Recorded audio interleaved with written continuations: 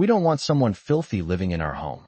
That was the first sentence my daughter-in-law said to me the night I arrived in Chicago with everything I owned packed into 2 suitcases and a lifetime of soil still under my fingernails. She didn't raise her voice. She didn't have to. The word filthy hung in the air above the marble kitchen island like something that didn't belong, like me. Daniel stared at his plate. The overhead lights reflected off the spotless white cabinets, the stainless steel refrigerator, the floors so polished I could see the outline of my worn leather boots in them. I had taken those boots off by the door. I always take my boots off before stepping into someone else's house. Emily didn't mean it like that, Mom, Daniel said after a moment, but he still didn't look at me. I folded my hands in my lap and nodded as if we were discussing the weather. 40 years on a farm teaches you that reacting too fast only makes a mess harder to clean up later. 2 days earlier, I had stood at the edge of my property in Iowa, watching the sun rise over 40 acres of land that had fed us, clothed us, and paid for Daniel's college degree. The barn roof needed patching, and the fence along the north pasture leaned slightly from last winter's snow, but it was still home. I signed the paperwork to lease the land out to a neighboring family, telling myself this wasn't an ending, just a change. Daniel had insisted I'd be happier closer to him. You shouldn't be out there alone anymore, he'd said over the phone. Come live with us. The city will be good for you. I believed him. I believed that trading wide-open fields for a 3-story townhouse would mean Sunday dinners together, maybe grandchildren one day, maybe laughter echoing off these tall ceilings instead of wind moving through corn stalks. When I stepped off the Greyhound bus at Union Station, the city smelled like exhaust and roasted coffee beans instead of fresh hay. I remember smiling when I saw Daniel waving from the curb. For a second, he looked like the little boy who used to run toward me after school, his sneakers caked in mud, proud of it. Emily had hugged me lightly that afternoon, her perfume sharp and clean. She'd glanced at my hands then, too. I noticed. At dinner, she wiped the chair after I stood up to help clear the plates. She said it was just a habit. I said nothing. Now, sitting at their kitchen island while the city hummed outside the tall windows, I understood something I hadn't on that bus ride north. I hadn't just traded my farm for city life. I had traded the only place where I belonged for a seat at a table where I was already unwelcome. And still, I smiled, because sometimes the quietest person in the room is the one who knows exactly what she's doing next. I slept lightly that first night in Chicago, listening to the unfamiliar sounds of traffic instead of crickets. Back in Iowa, the loudest thing after 10 o'clock was the wind brushing against the siding of the farmhouse. Here, even at midnight, engines hummed and sirens wailed somewhere in the distance. The guest room they gave me was on the 3rd floor, smaller than the pantry I used to keep canned tomatoes in, but I told myself it was enough. I set my 2 suitcases neatly against the wall and placed a framed photograph of my late husband, Thomas, on the narrow dresser. The picture showed him standing in front of our red barn, sleeves rolled up, smiling like the land itself belonged to him.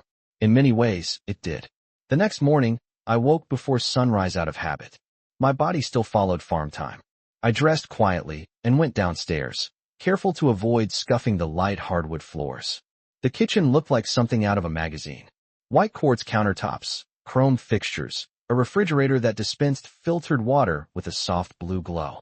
I found the coffee maker after opening 3 cabinets, and I brewed a pot the way I always had, strong enough to stand a spoon in.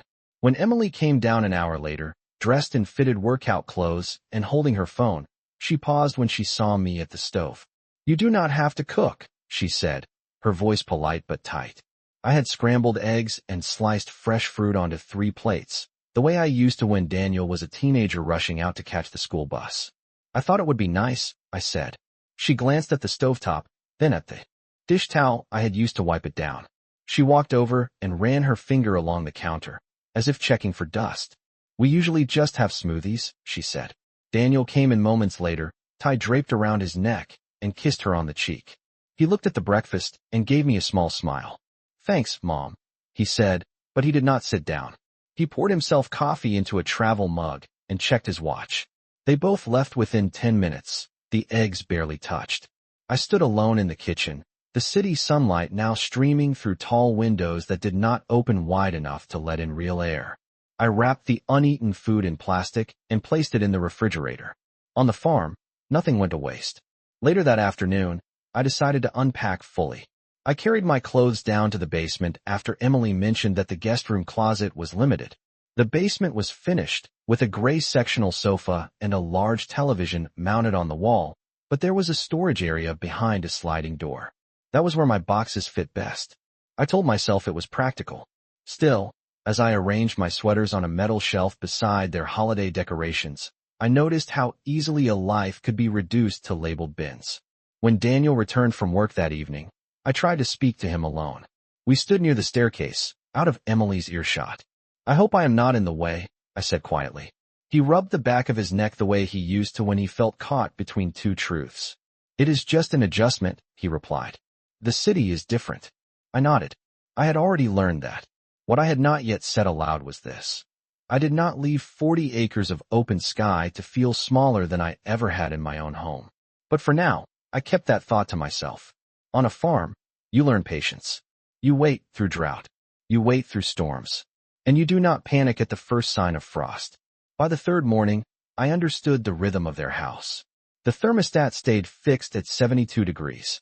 The blinds opened by remote at exactly 7:30. The dishwasher hummed every night at 9. Everything in that townhouse operated on schedule, controlled, efficient, predictable. Everything except me. I began to move carefully, as if I were a guest at a hotel instead of a mother in her son's home. I wiped the sink after washing my hands. I folded the throw blanket on the basement sofa, even when I had only sat on the edge of it. Once, I caught Emily watching me from the top of the stairs, her arms crossed, her expression unreadable. She did not say anything. She rarely did. It was the silence that carried the message. That afternoon, I decided to step outside for a walk. The sidewalk stretched in straight, narrow lines past identical brick townhouses. There were no fields to measure distance by, no fence posts marking property lines, just parked cars and trimmed hedges. I walked 3 blocks and found a small park no larger than the south pasture I used to mow in a single afternoon. Children played on bright plastic equipment while their parents scrolled on their phones. I sat on a bench and let the city air settle in my lungs. It smelled faintly of gasoline and bakery bread. I missed the scent of soil after rain. When I returned, I found Emily in the kitchen with a real estate brochure spread across the island. She quickly turned it over when she saw me. "Just looking," she said. I nodded. "It is a nice neighborhood," I replied. She gave a thin smile. "Property values are strong here." Later that evening, Daniel came home earlier than usual. He stood beside the island while Emily spoke in a low voice about square footage and resale potential. I poured myself a glass of water and pretended not to hear. But when she said, "Once everything from Iowa is finalized, it will be easier," I felt something shift inside me. Everything from Iowa. The way she said it made the farm sound like a transaction instead of a life. Daniel glanced at me then, quickly, like a child checking if he had been caught taking something that did not belong to him. I met his eyes and held them for a moment. He looked away first. That night, in the small guest room, I lay awake staring at the ceiling fan turning slowly above me. I thought about the day Daniel left for college, how I had stood in the driveway, waving until his car disappeared down the gravel road. I had cried then, quietly, because I believed distance meant opportunity. I never imagined distance would one day mean division. The next morning, Emily handed me a folded piece of paper. "We should talk about expectations," she said. The paper listed household guidelines. Shoes off at the door. Laundry on Saturdays only. No cooking with strong odors. Inform them before having visitors. I read each line carefully. At the bottom, in smaller print, it said, "Contribution toward utilities to be discussed." I looked up at her and smiled politely. "Of course," I said. She seemed relieved, as if she had expected resistance. But farms teach you something cities do not. You do not argue with a fence when you first see it. You walk the perimeter. You measure it. And then you decide whether it was built to keep you in or to keep you out. The paper with the household guidelines stayed folded on the nightstand beside my bed for 2 days before I tucked it into my purse. I did not need to look at it again to remember what it said. Shoes off at the door. No cooking with strong odors. Laundry on Saturdays only. Inform them before having visitors. Contribution toward utilities to be discussed. It was not the rules themselves that unsettled me. I have lived by rules my entire life. On a farm, rules keep animals fed and crops alive. It was the tone of the paper. It did not read like something written for family. It read like a lease agreement. That Thursday afternoon, I decided to call the bank in Iowa. I sat at the small desk in the guest room, sunlight filtering through blinds that never fully opened, and dialed the familiar number from memory. The young man who answered introduced himself politely, and I asked to confirm the status of the farm arrangement. I had not sold the land. I had leased it to the Carter family for 5 years, with an option to extend. The house itself remained in my name. The money from the lease was set to be deposited monthly into an account that only I controlled. I thanked him and hung up slowly. Everything from Iowa is finalized, Emily had said. I wondered what she believed finalized meant. That evening, I offered to cook dinner again, something simple and clean. Baked chicken with rosemary, green beans, and rice. I opened the windows as much as they allowed and turned on the vent above the stove. When Emily walked in, she stopped short. I thought we talked about strong smells, she said. I looked at the pan. It smelled like garlic and herbs. It smelled like home. It will be ready in 20 minutes, I replied gently. Daniel arrived shortly after. He inhaled, and for a moment his face softened. That smells like Sunday, he said without thinking. Emily did not respond. We ate at the island, the three of us aligned on high stools instead of facing one another at a table. Halfway through the meal, Emily cleared her throat. We should discuss finances, she said. Since you are staying long-term, it makes sense to formalize things. I set my fork down. Formalize, I repeated. Daniel shifted in his seat. It is just about being practical, Mom, he added quickly. Emily slid a notepad across the counter. Numbers were written in neat columns. Mortgage, utilities, groceries. She had divided the total by 3. This would be your share, she said. I studied the amount. It was not small, but it was not impossible. What struck me was not the figure itself. It was the assumption beneath it. They believed I had liquidated everything. They believed the farm was gone, and the money was waiting somewhere to be tapped. I folded the notepad closed and pushed it back gently. I will consider it, I said. Emily's jaw tightened. It is only fair, she replied. I nodded. Fair. I thought about the years I woke at 4 in the morning to milk cows before driving Daniel to school. I thought about the winter I sold my wedding ring to pay his tuition when crop prices dropped. I had never sent him an invoice. Later that night, as I carried my plate to the sink, I heard Emily whisper from the living room. We cannot let this drag on. The sooner the Iowa situation is settled, the better. Daniel's voice was low. I know. I rinsed my plate carefully, watching the water swirl down the drain.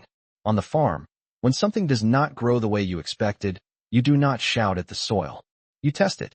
You study it. And if necessary, you change where you plant. Your roots. The air in the townhouse shifted after that conversation. It was subtle at first, like the moment before a storm when birds stop singing. Emily no longer masked her impatience behind polite phrases.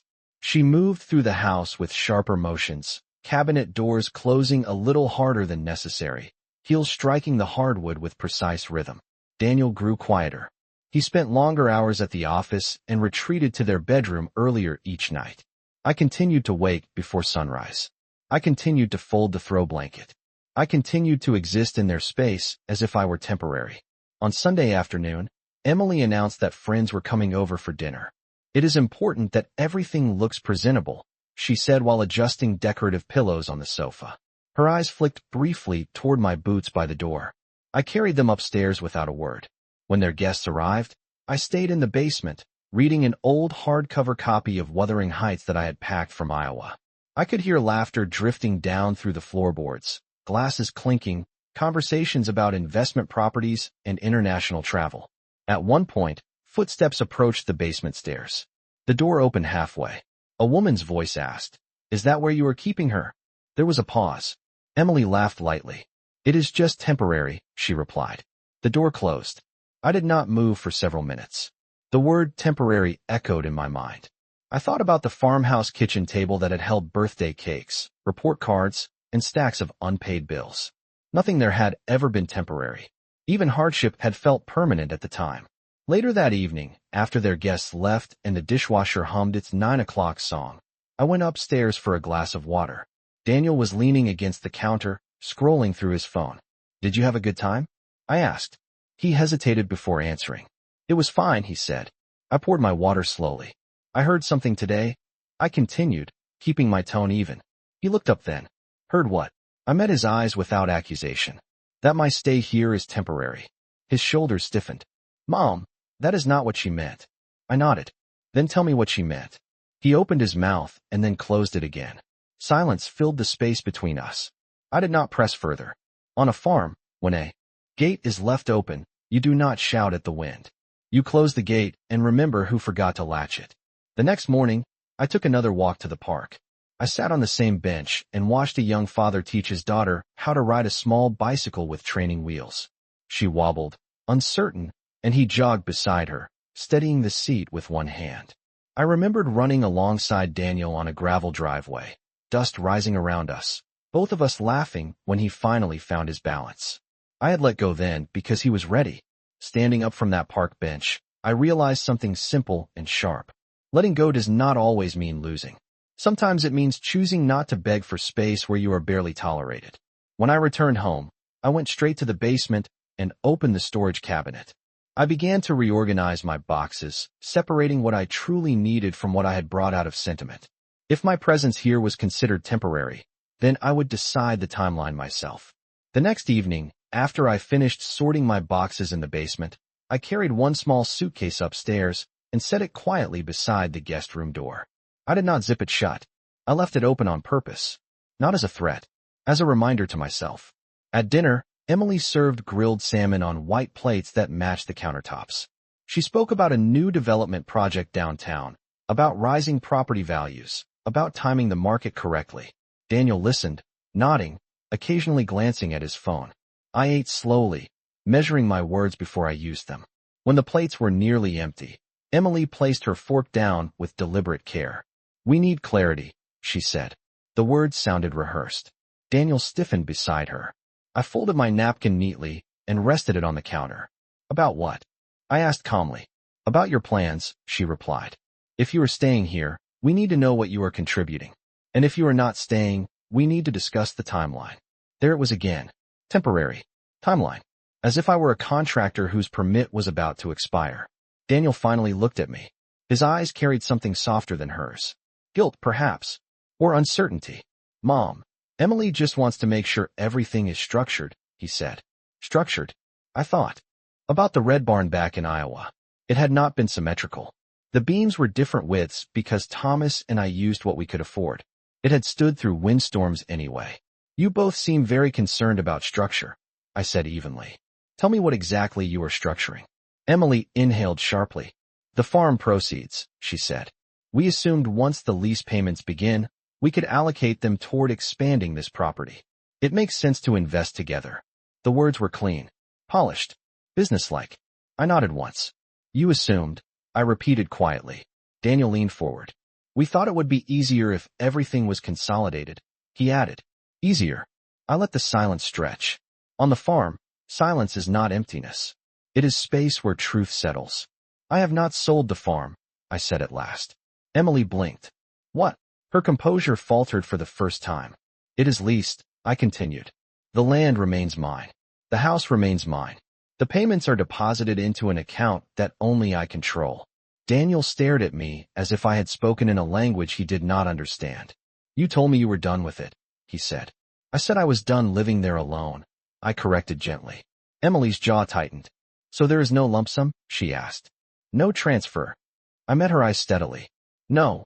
The room felt smaller then, though nothing had moved. The marble island, the white cabinets, the polished floor. All of it remained untouched. Only expectation had shifted. Emily pushed her chair back an inch. That changes things, she said flatly. Yes, I replied. It does. Daniel ran a hand through his hair. Why did you not tell us? He asked. I considered that question carefully. Because I wanted to see whether I was invited here as your mother, I said softly, or as an asset. Neither of them spoke. The refrigerator hummed. A car passed outside, headlights sweeping briefly across the kitchen wall. I stood, gathered my plate, and carried it to the sink. I washed it slowly, watching the water bead against porcelain. When I finished, I dried my hands and turned back toward them. You were right about one thing, I said. This arrangement is temporary. Emily's eyes narrowed slightly. Daniel looked startled. I offered them the same small smile I had worn since the first night. Calm. Measured. Certain. On a farm, you learn that you do not beg land to accept you. You choose where you plant yourself. And if the soil is wrong, you move before your roots begin to rot. The silence after my words did not break that night. It hardened.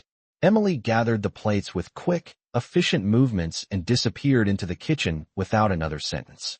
Daniel remained seated at the island, staring at the marble surface as if it might offer him guidance. I did not stay to fill the quiet. I went upstairs, closed the guest room door, and finally zipped the suitcase I had left open.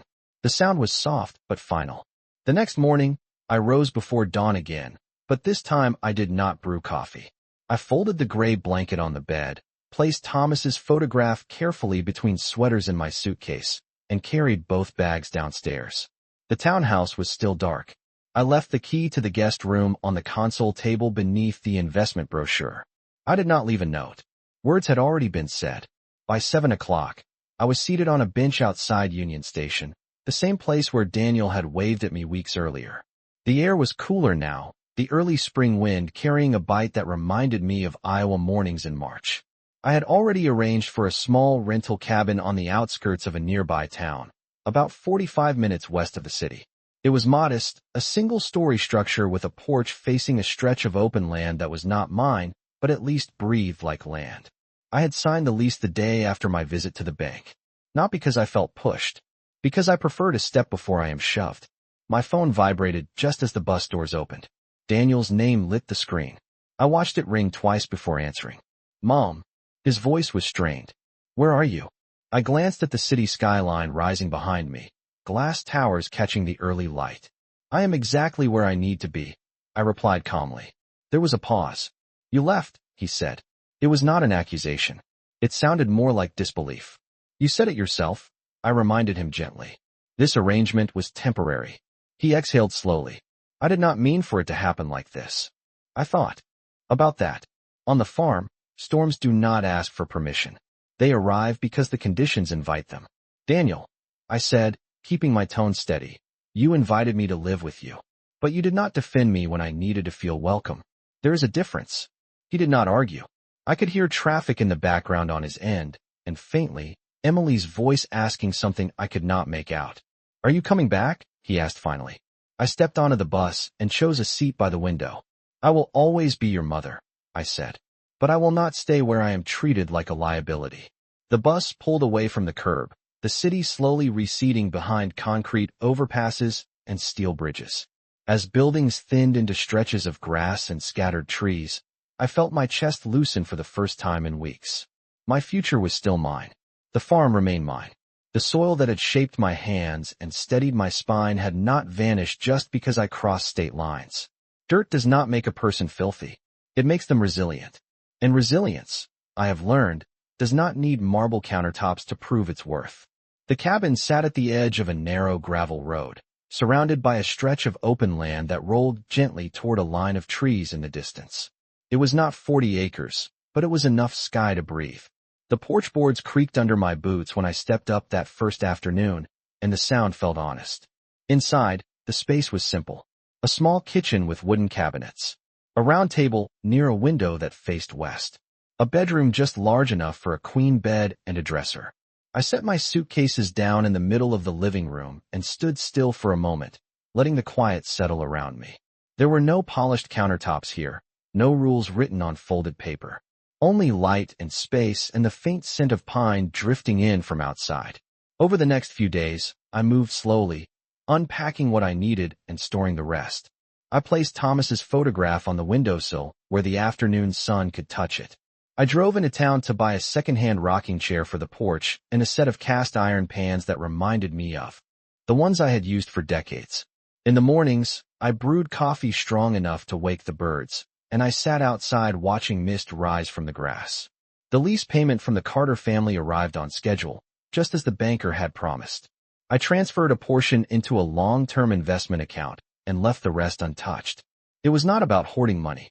It was about choosing how and where to stand. Daniel called 3 days after I left. This time his voice carried less confusion and more thought.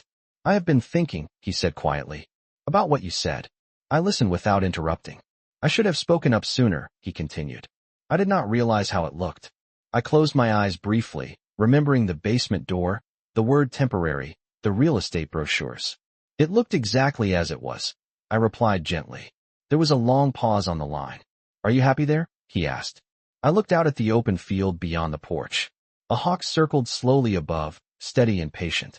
I am at peace, I answered. That is different from happy, but it is enough. He exhaled, and for the first time since I arrived in Chicago, I heard humility instead of defense. Emily did not mean to, he began, then stopped. I did not need him to finish that sentence. Intent does not erase impact. Daniel, I said softly, I did not leave because of a single sentence. I left because I realized I was shrinking to fit a space that was never made for me. The wind shifted through the trees, carrying the scent of earth that had not been sealed under concrete. The farm is still there, I added. And so am I. We did not argue. We did not reconcile everything in one conversation. Some repairs take seasons. After we ended the call, I stepped off the porch and walked a short distance into the grass. I knelt and pressed my palm against the ground. The soil here was different from Iowa soil. Lighter, less dense, but it still held warmth. Dirt does not measure a person's worth. It measures what they are willing to cultivate. I rose, brushed my hands against my jeans, and looked out at the horizon. I had traded my farm for city life once, believing proximity meant belonging. Now I understood something. Better. Belonging is not given by address. It is claimed by self-respect. And I no longer needed anyone's marble kitchen to remind me who I was.